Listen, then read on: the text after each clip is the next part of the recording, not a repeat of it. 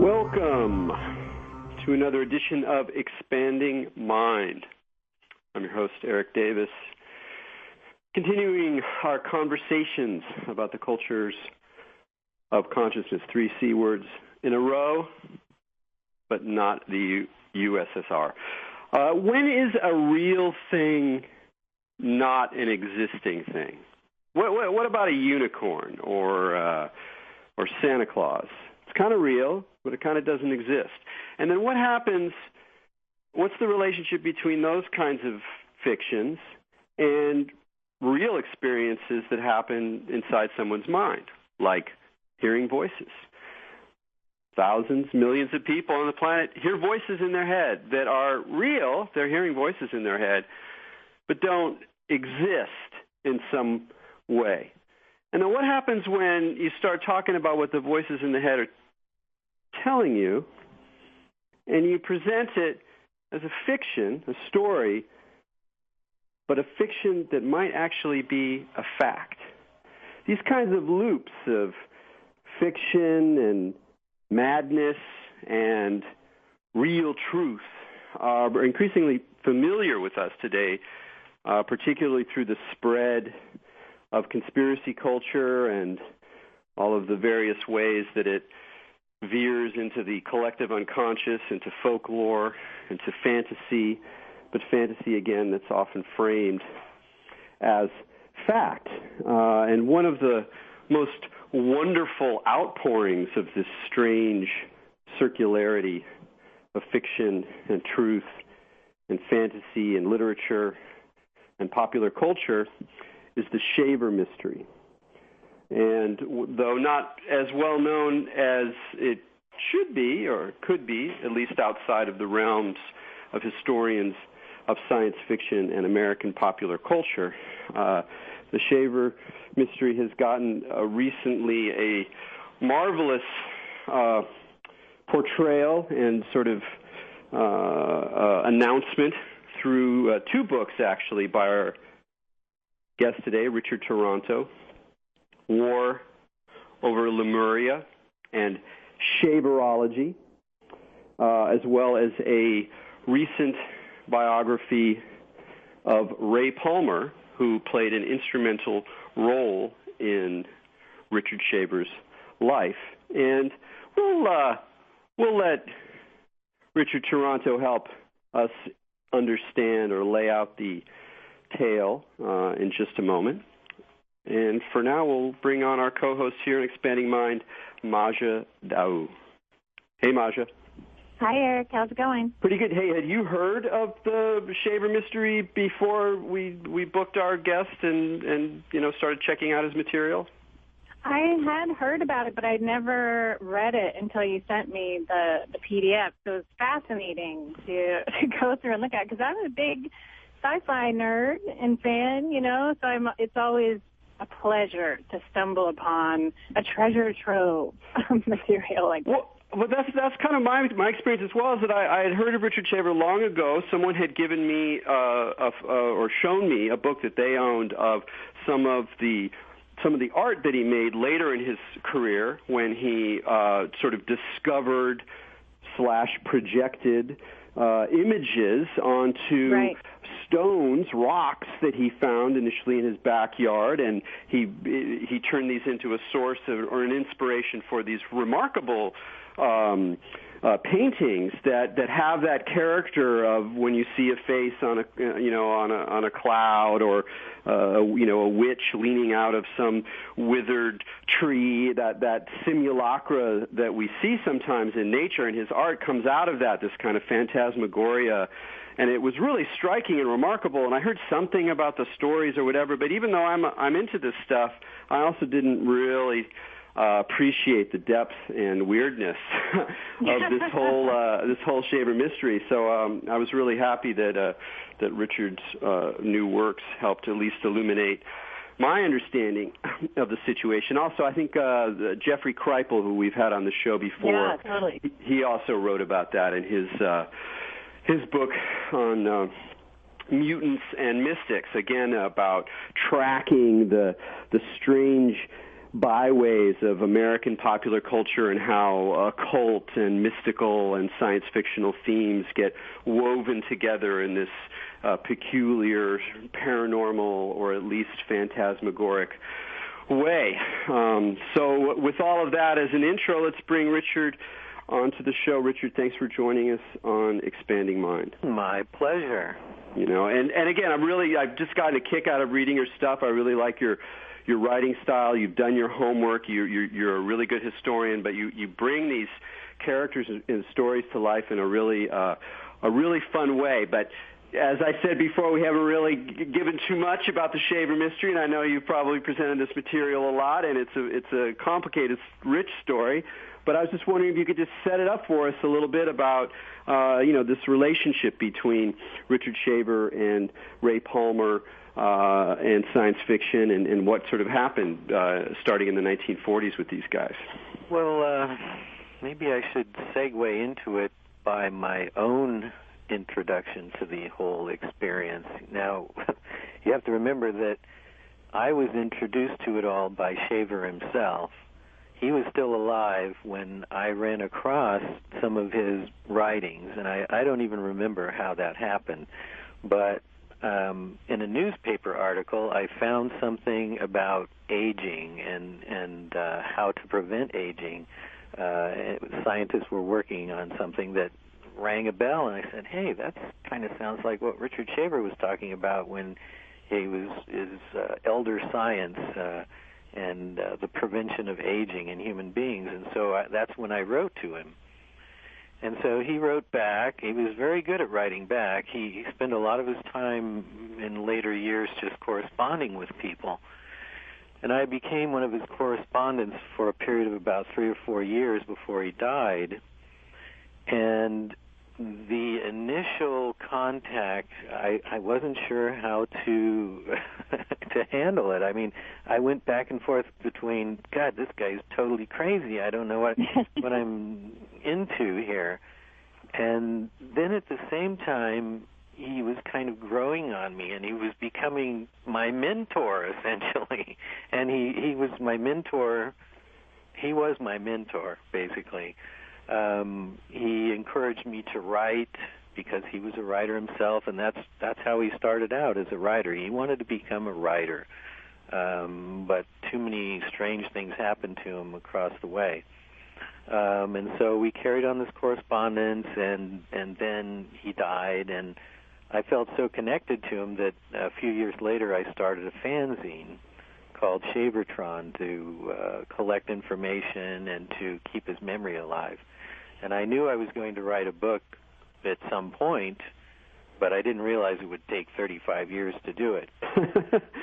Well, before you go into talking a little bit more about the Shaver mystery itself, just because this is such an interesting story you just said, talk a little bit about that transition, which I think a lot of us find in different ways in our lives, maybe not as directly as your experience, where there's something that attracts us, we start to go towards it, it seems like it's kind of kooky, maybe it's like actually kind of bullshit, and yet something calls us, and then at some point we shift and we realize that there's something really significant there for us, something that's really, calling us on some level. For you in your correspondence with him, how did that shift take place? How did you find yourself kind of navigating between this guy's a kook to this guy's really got something to share? Well, a lot of people started out by reading his stories, and I didn't do that. I started out with him, and so he was telling me all of this information, but at that time he was really hooked into the rock book thing, which you mentioned in your intro. He had discovered rock books, which he felt was an ancient library that had been left here on Earth by an elder race many, many, many eons ago, and that he was the one who discovered it. And so that's all he talked about to me, mostly. And so he spent his time trying to convince me how important this was and how I had to spread the word about it. And the next thing I knew, I was taking pictures of rocks. and looking for the faces and everything, and then I would send it to Shaver, and he would say, okay, you really did a lousy job on this. He wasn't very encouraging, but he wanted me to do it, and so, yeah, I got sucked into it completely, even though at the same time I kept thinking, what am I doing? This is really kind of kooky, but there was something about him that just drew me to him. There was something about his mind, and I just stuck with it. Fandom, science fiction fandom, I also knew was completely against Shaver and Ray Palmer, his editor. They had already classified him and blacklisted both of these guys as complete kooks, nutballs.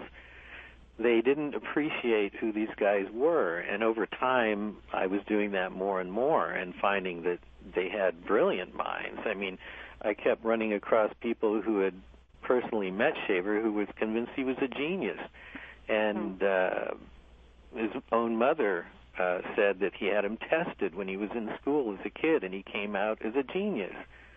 So something happened to him that sent him spiraling into the other world.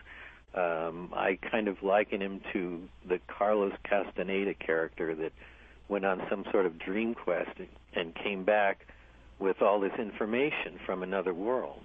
And in a more literal sense, he spent a significant part of his younger life in mental institutions because he heard voices, and there's a complicated story about his in-laws not liking him and sort of getting him into one of these institutions. So he basically had a rough ride, but it was partly caused by his own peculiar consciousness and what it was staging, these voices that it was hearing.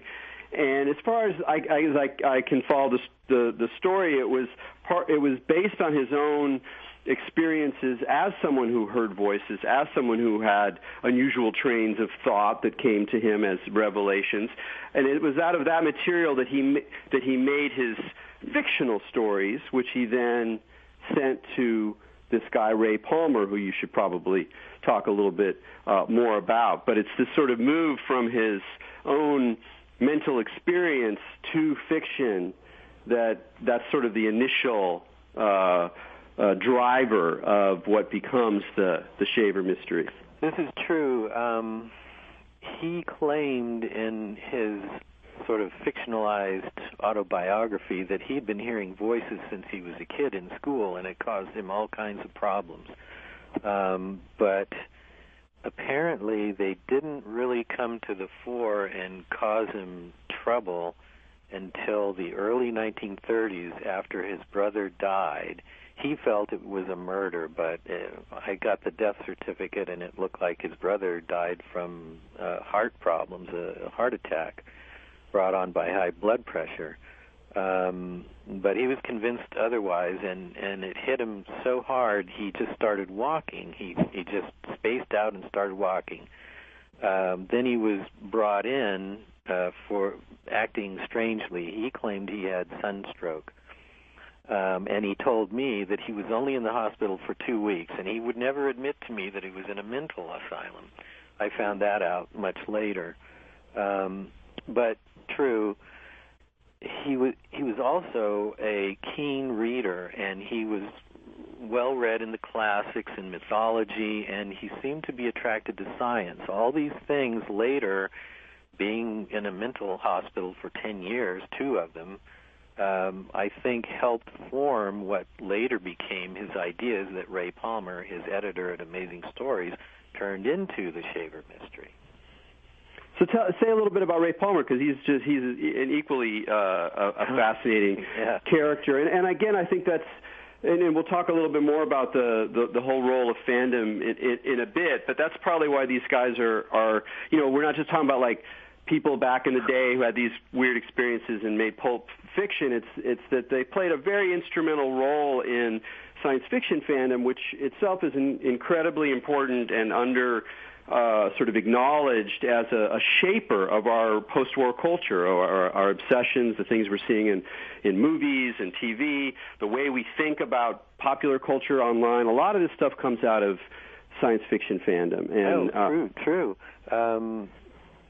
Conspiracy theory, UFOs, X-File type experiences, kidnappings, the fact that maybe we don't shape our own destiny on Earth, that there's some secret cabal that's controlling it from afar. All of these things were put into one ball of wax right after World War II, well, just as the war was coming to an end. The fact that the Cold War started immediately thereafter, and the atomic bomb and the ramifications of atomic energy and the threat of world annihilation, all these things just sort of exploded at the same time. And the Shaver mystery was right in it. And Ray Palmer, who, as you say, was a very interesting character, he, like Shaver, his life was molded and created by traumatic experiences. Shaver's was more the trauma of emotional trauma and mental and being incarcerated for so long. But Palmer's experience was more physical. He was hit by a truck when he was 7 years old, and it fractured his spine. By age 9, he couldn't walk anymore. His parents had him operated on, but it was a total failure. It was an very early spinal bridge, a graft that was being attempted, and it failed. So he became a hunchback dwarf and was socially isolated. He had to basically stay immobile in this hammock-like device for months, even years on end, and that's when he read science fiction. He just became an avid reader. His family said that he just would devour books, 15 a day practically, which I find pretty amazing. But he practically read the entire Milwaukee Public Library, they said. So he was self-taught, and he came from a life where he was sort of the apple of his mother's eye. He won a contest, the Healthy Baby Contest, and his picture was put on milk bottles all over Milwaukee. So he had this kind of adulation at an early age, but then he was thrown into a world of physical and social trauma where he became kind of a freak physically. And people looked at him totally different. It would be like if you were Brad Pitt and suddenly you were run over by a train and didn't look like Brad Pitt anymore, and everybody reacted totally different to you. You had to learn completely new social skills and how people would treat you in the world. And this was where he was coming from. So then he becomes the editor of this pulp magazine, and at this time there's a number of pulp magazines that are really where science fiction, as we think about it, starts to really get articulated, at least in America, and as well as fantasy fiction is at that point. But I think one of the things that I learned from your work that's again important is not just that science fiction at this time had a very strong fandom, so that people were really interested. They were intense readers. They liked to communicate with one another. They made zines. This is the origin of zines, or fanzines that go back to the back to the press associations that like H.P. Lovecraft was a part of, but at this point they're doing fanzines. They have a very rich culture. But there was also a very interesting culture of science associated with science fiction and fandom at this point that kind of sets up some of the conflict with Ray Palmer and the Shaver mystery. So could you just say a little bit more about what's going on in science fiction in the late 30s, early 1940s, in terms of what's happening, how people are thinking about science, and how that peculiar culture of science fiction fandom is developing? Well, Hugo Gernsback, who founded Amazing Stories, saw science fiction as a way to promote scientists. He was encouraging all his little teenagers and young boys and girls who were reading science fiction to go on and become scientists.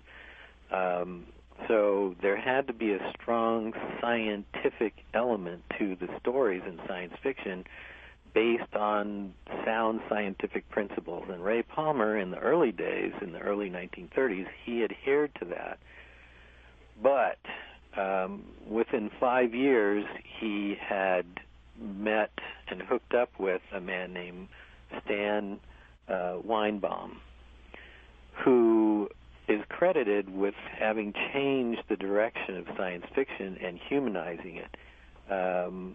In the early days, and even, well, people like A. Merritt wrote a lot of underworld stories, sort of fantasy science fiction stories, and invariably the underworld was populated by these sort of kingdoms, kind of like Tolkien kingdoms, where there was a king and a princess and on down the line.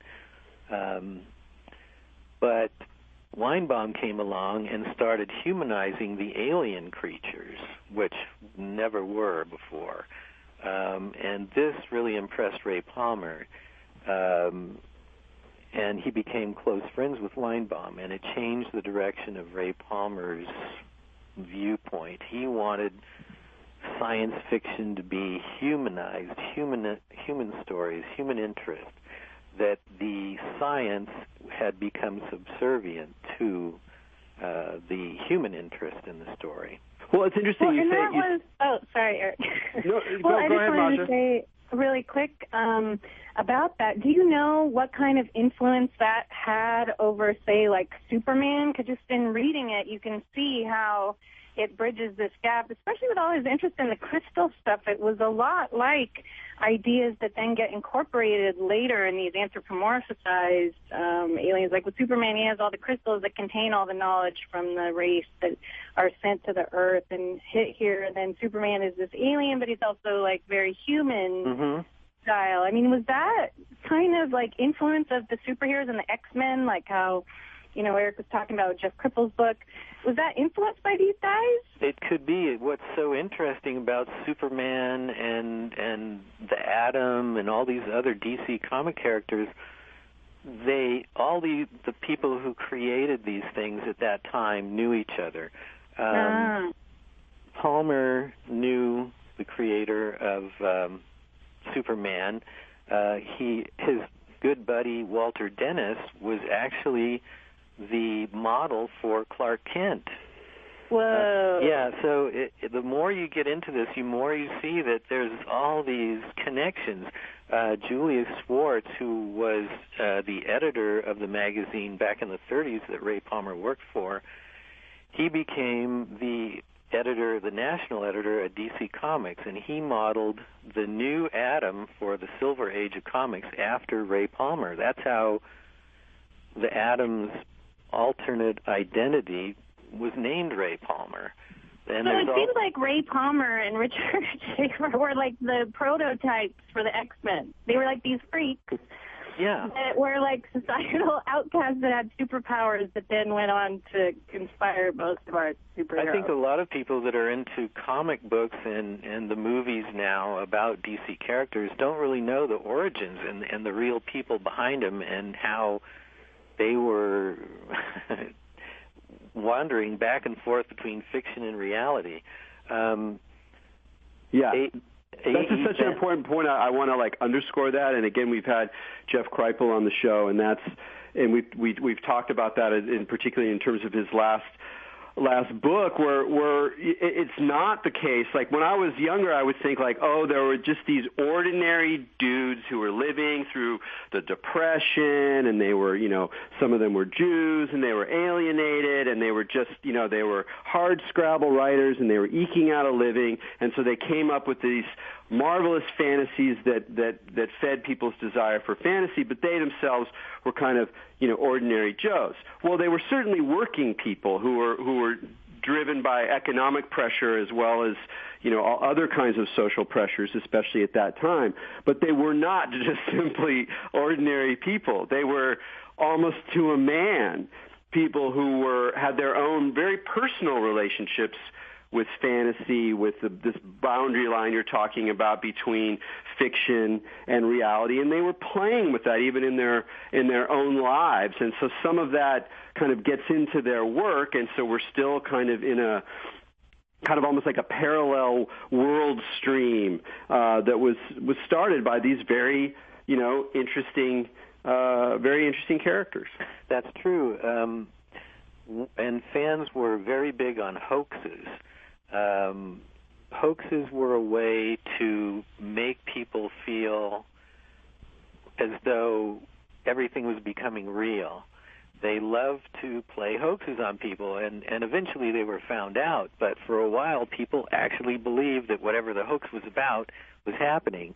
I told a story in my second book, Shaverology, about the guy that created a hoax that was supposedly Adaro was sending, Adaro is a Shaver character, an evil mutant living within the earth who does harm to human beings.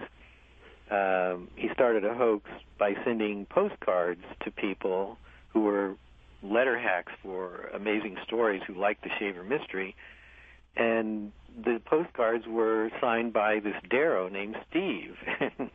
Everybody knew that it had to be a hoax of some kind, but it caused such a furor among the recipients of the postcards that it caused a whole other scene that was happening between, who's the perp, and accusations were flying. So from a fictional element or seed into a hoax, into actual reality, it triggers something in the real world that starts to happen.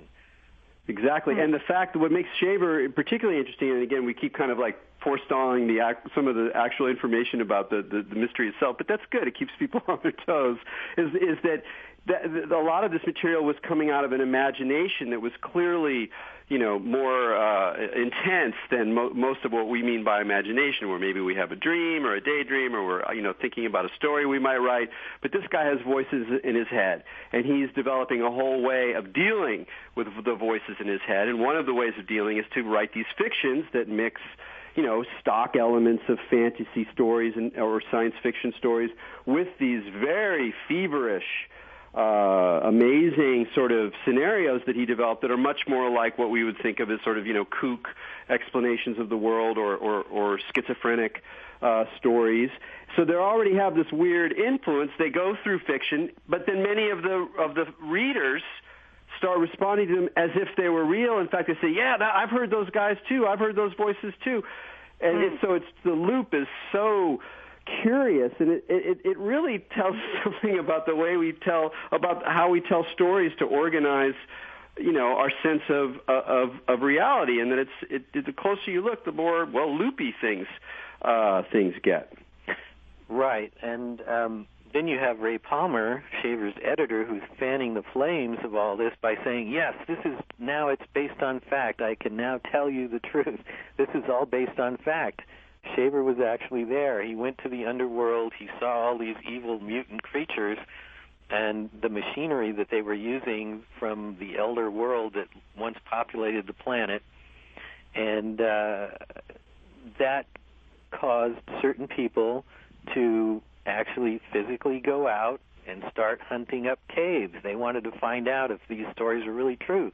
So I've met people, now in their 80s who said, yeah, we went on this trip down to the mountains down in Death Valley looking for cavern entrances to see if we could find an entrance to the subworld that Shaver was talking about.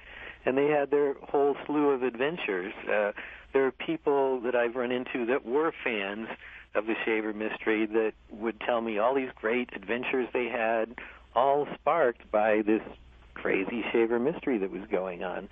So it was spilling over into the real world. But it's now getting back to fandom, they didn't like it. Even though they had done their own hoaxes over the years and were perfectly happy with sliding back and forth into both worlds. They had a bone to pick with Ray Palmer, for one thing. They didn't like his style of science fiction. They wanted science fiction to be accepted as mainstream, which it wasn't back then. It was just, kind of dime novel stuff that wasn't taken seriously. The first bound edition of science fiction stories was published by Ray Palmer and his group of the Milwaukee Fictioneers back in the late 30s. It was Stanley Weinbaum's work. So science fiction was sort of the red-headed stepchild to begin with. So here you have this group of maybe 150 hardcore science fiction fans who really wanted science fiction to become mainstream, if you could imagine science fiction being mainstream. So then Palmer comes along with the Shaver mystery in the mid-1940s, and he's claiming it's real. They didn't like this. Plus, they didn't like Palmer to begin with. They just didn't like his style of science fiction. They preferred John W. Campbell Jr., who was the editor at Astounding Science Fiction, who was much more erudite and stuck to the scientific side, although even Campbell got raked over the coals for pushing Dianetics. He was a big fan of Dianetics in the beginning, which was another outgrowth of science fiction. L. Ron Hubbard was a science fiction writer. What did he do? He created Scientology, which you know where that went. I mean, there was science fiction going into the real world to the max. So everybody was opposed to the Shaver mystery, and they basically blackballed it. Fandom blackballed it. And all of the big-name fans who later went on to write the history of science fiction continued to blackball Palmer and Shaver and picture them as a bunch of kooks. So it took all these years to finally, in 2013, to have 2 books, now 3 books out, showing that the story was actually something completely different, that these guys were not, well, they were different. They were unique. They were unusual, but they were not the caricatures that fandom wanted to paint them as. Well, this is fascinating. I got a whole bunch of other questions to ask, but we got to take a break right now. You're listening to Expanding Mind with Erik Davis and Maja Dawu. We're talking with Richard Toronto about the Shaver mystery, and we'll be right back.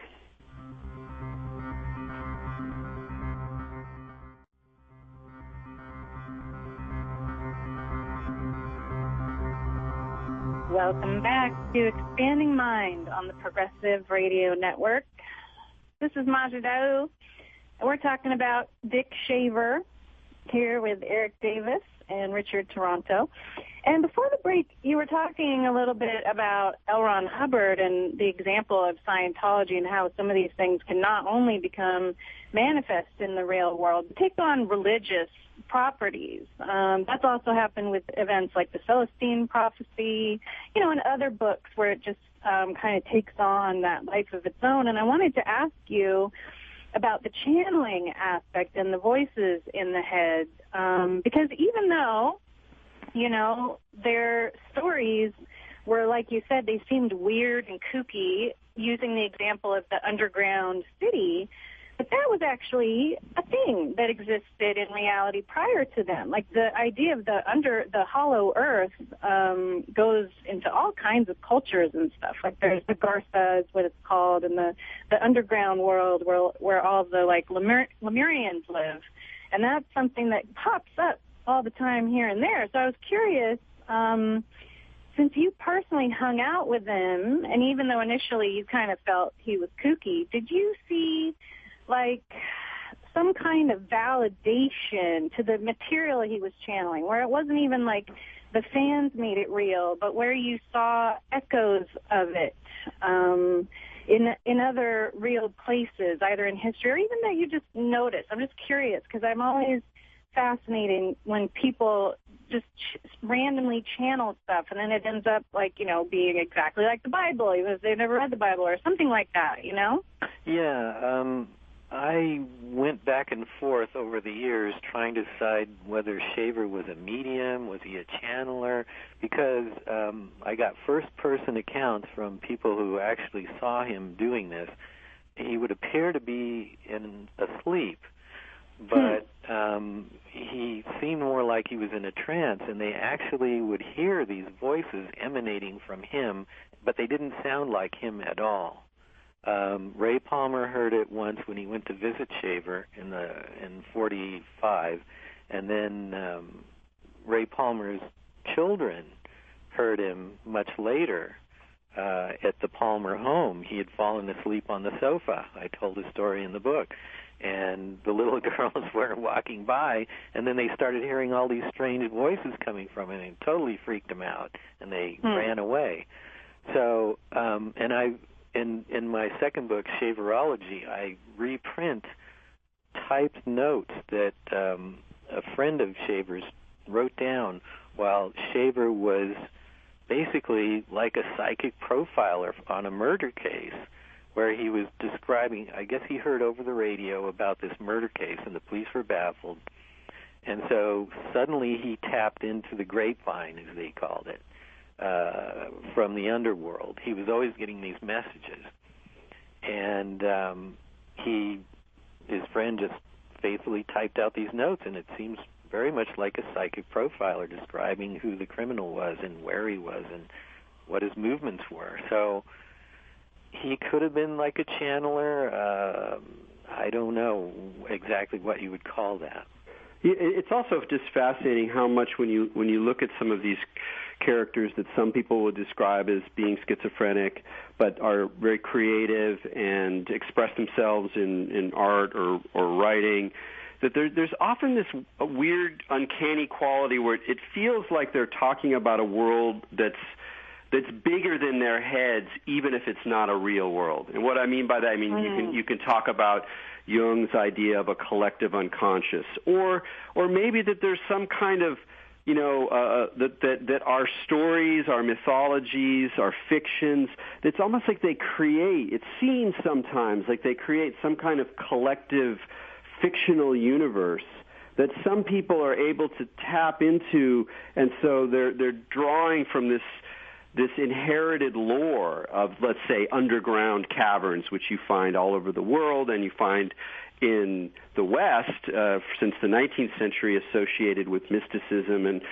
other races and theosophy, and there's all of this sort of, it's almost like this kind of collective lore that then certain individuals are able to focus in a way that seems uncannily real, even if they're also, we'd have to classify them as fictions. And his work clearly has that character, but there's also things that are similar about what he's experiencing to things that are from other people that we generally think of as psychotic. And one of the great examples is Judge Schraber, who was this character in Germany who wrote a famous book, The Memoirs of My Nervous Illness, who had psychotic breaks, spent a long time in sanitariums throughout his life, but was an intelligent, good writer, and he wrote this book about his own experiences where he's kind of going into his fantasies.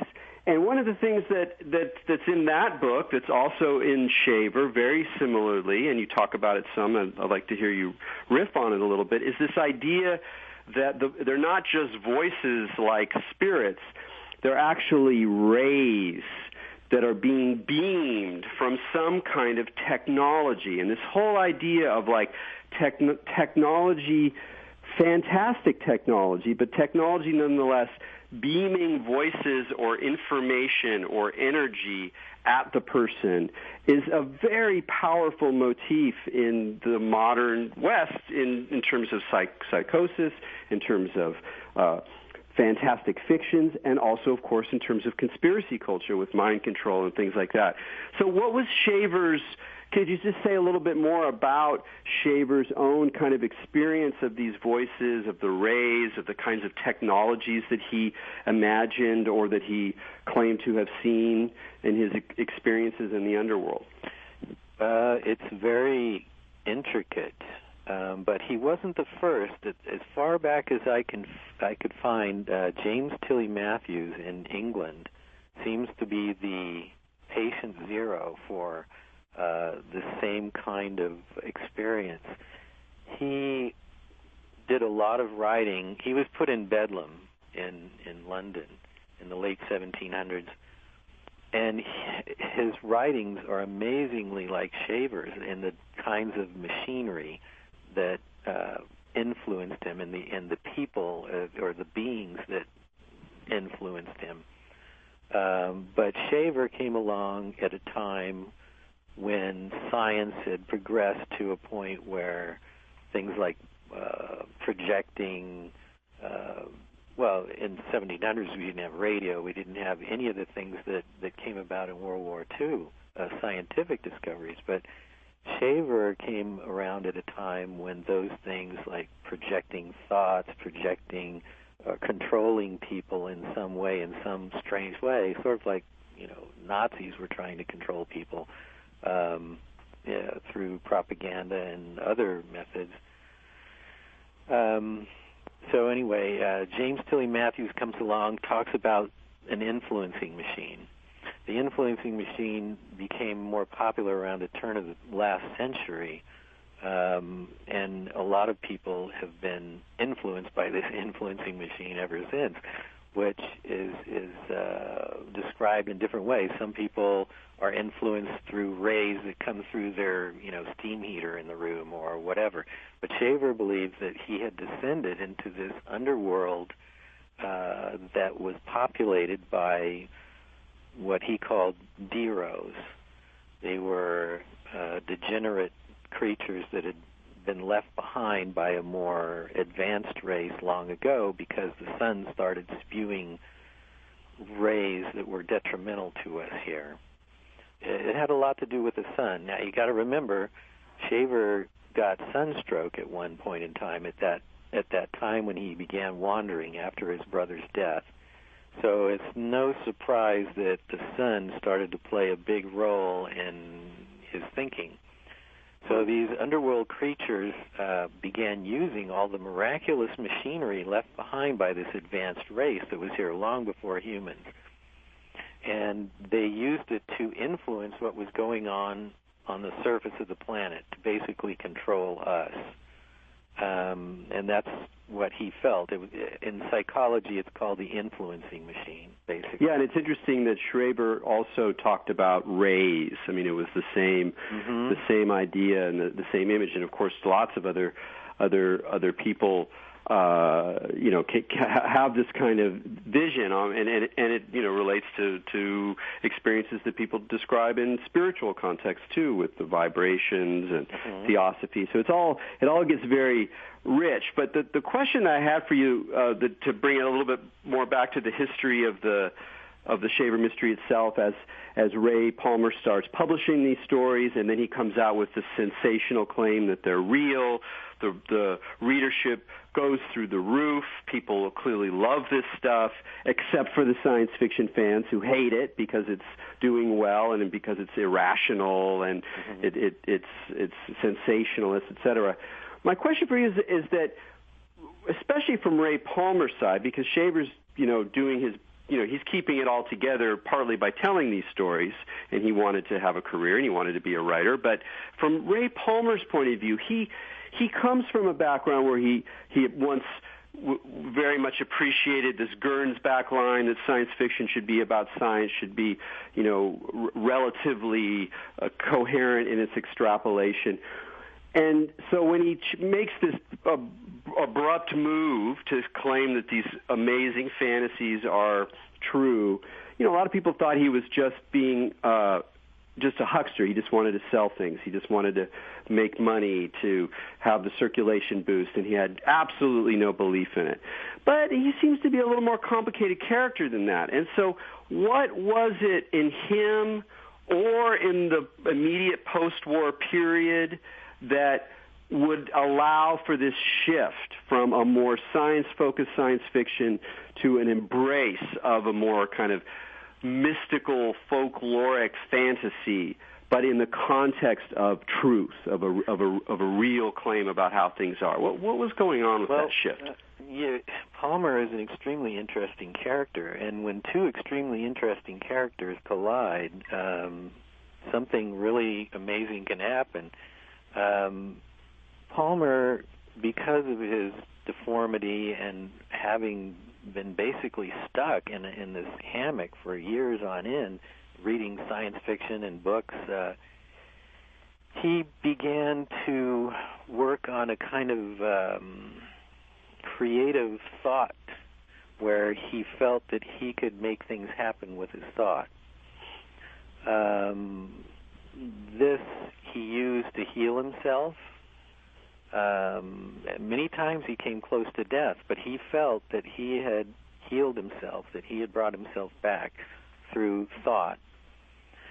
Now, he was still pretty much of a science fiction fan, a standard science fiction fan throughout the 30s and early 40s. But he was changing, he was metamorphing into a person who his more metaphysical beliefs were colliding with science fiction. And when he met up with Shaver, it became full-blown. He was not only sort of playing the Shaver mystery, is a hype kind of thing to get extra readers. He was really getting into this metaphysical side of himself that he eventually went completely over to and left science fiction to get into flying saucers, which is a really interesting experience. And at the same time he was kind of pushing the Shaver mystery, this interest in flying saucers was coming out. That was an important part when the first flying saucers were sighted in 1947. I mean, there were sightings during World War II where pilots said they called them Foo Fighters. They were spotting these very odd, what appeared to be machine-like or flying machines, but they didn't know anything about flying saucers during World War II. But it was Ray Palmer and Richard Shaver who focused that concept of the flying saucer at about 1947, 46. And so reality and fantasy were beginning to blend more and more coming out of the Shaver mystery. Palmer got really into UFOs, and he was dragged into some very strange scenarios that I explained in my book. Early UFO crashes and things like that the Air Force were actually drawn into. An Air Force plane actually mysteriously crashed while on an investigative mission checking into some of Ray Palmer's claims up in Washington. So reality and fiction were really starting to blend after World War II, and Ray Palmer was right there. He eventually went on and dropped the Shaver mystery for a time and got really into flying saucers, and that became one of his mainstays in publishing. He published one of the first flying saucer magazines. And then at the end of his life too, he got really into sort of conspiracy theories, sort of more right-wing conspiracy theories. John Bircher. So he even kind of went, even more recognizably to some of our current sort of, conspiratorial stories that are, so pervasive online. Not that UFOs aren't there as well, but he seemed to just keep following something, throughout his life. Yeah, he did. He seemed to get more and more out there as time went on. He did get involved with some kind of right-wing. See, this is the odd thing. Shaver was coming from a communistic background. He belonged to the Young Communist League back in the 30s, whereas Ray Palmer was a diehard right-winger who became a libertarian. He was more of a libertarian. I don't know if they called him that back then, but that's what he was. And then gradually he became more and more right-wing, whereas Shaver was always left-wing. I never could understand this relationship, how they could get along so well, but they really did. They had their disagreements later in life, as I pointed out in the book. But it was very strange, the whole thing, the right wing and the left wing. Well, we got just about less than 10 minutes here, and I just want to make sure that we give a shout out a little bit to Richard Shaver's later work as an artist, and talk a little bit more about these rock books, partly because I think it says something about him that he was able to find a whole other way of expressing himself that wasn't in writing fictions but involved the same kind of inspirations. I mean, as you point out, it really is sort of the final chapter of the Shaver mystery. But it's also that these works, and people can go online and see some images, are really pretty great, and they're recognized now as part of what people call outsider art, and they certainly are authentic examples of that kind of art that's made outside of New York or any kind of academic training, and done out of a sort of obsessive and very singular vision. But I think they're quite remarkable, and I'd just love to hear you talk a little bit more about what the rock books were and how they went on to influence the artistic things that he made himself.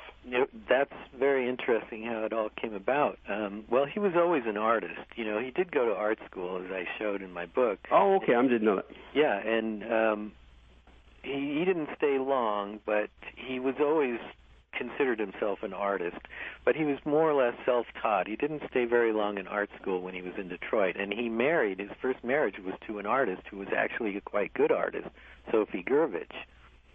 So Shaver did have some art training and some experience with art, but he still, I would say, is considered an outsider artist, because he came up with such an unusual self-taught style later on.